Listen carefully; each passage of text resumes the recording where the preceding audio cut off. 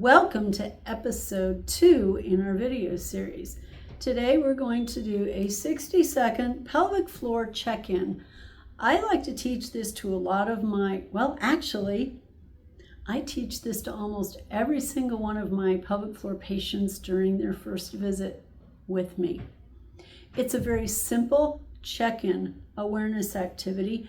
You know about the pelvic floor now, but do you know how yours works? Let's take just 1 minute to connect with your pelvic floor. In this guided check-in, you're going to learn how to locate and gently engage your pelvic floor muscles and find out if they might be working correctly or not. So, ready? I'm going to show you 3 ways how to do that. The first way is to use something like a washcloth or a folded towel. And what you'll do is fold it up, and I want you to actually sit on it. Why are you sitting on a washcloth? Here's the reason. The washcloth gives you a little extra feedback. Call it biofeedback. It gives you a little more pressure so that your body pays a little bit more attention to where that pelvic floor is. You are sitting on your pelvic floor. Now, what I want you to do is take a deep breath.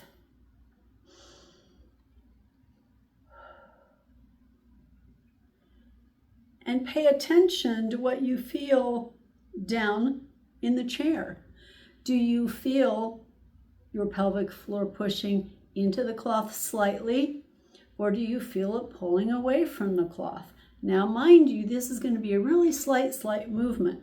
We're not doing a major quad set. We're not doing biceps curls. Pelvic floor has a very small movement. So try that again. Well, what did you feel? Did you feel a slight moving up, or did you feel a slight pushing down? I want you to make note of that.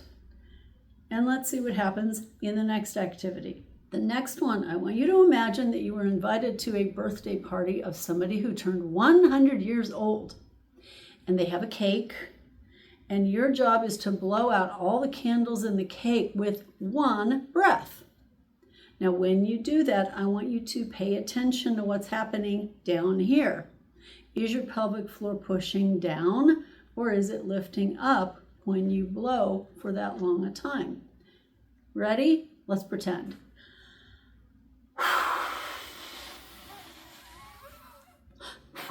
Could you tell? Did you have a strong push down from the pelvic floor, or did you feel it lift up slightly, or nothing at all?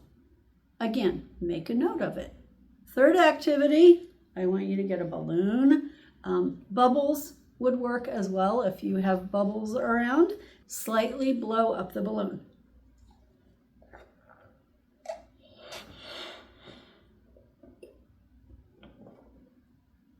Well, what did you feel? Did you feel a push down of the pelvic floor? Did you feel a lifting up of the pelvic floor away from the chair? Again, take note of that. What we'll do with that information in one of the next videos, we're going to be talking about breathing and the pelvic floor and how they work together. So here's just a quick one. If you felt your pelvic floor push down with all those activities, we might need to have a further talk, because that's actually backwards from what it should do, and that could be a contributing factor in the problems that you're having. But again, we're going to save that for one of the future videos, and I will explain the breath-pelvic floor connection in that. For now, just know this is helping you be more aware of your pelvic floor. You can do this several times throughout the week, just as a basic check-in. Again, can you feel that connection between your breath, between your pelvic floor? Can you feel the movement of the pelvic floor when you are trying to do a Kegel or trying to let it relax?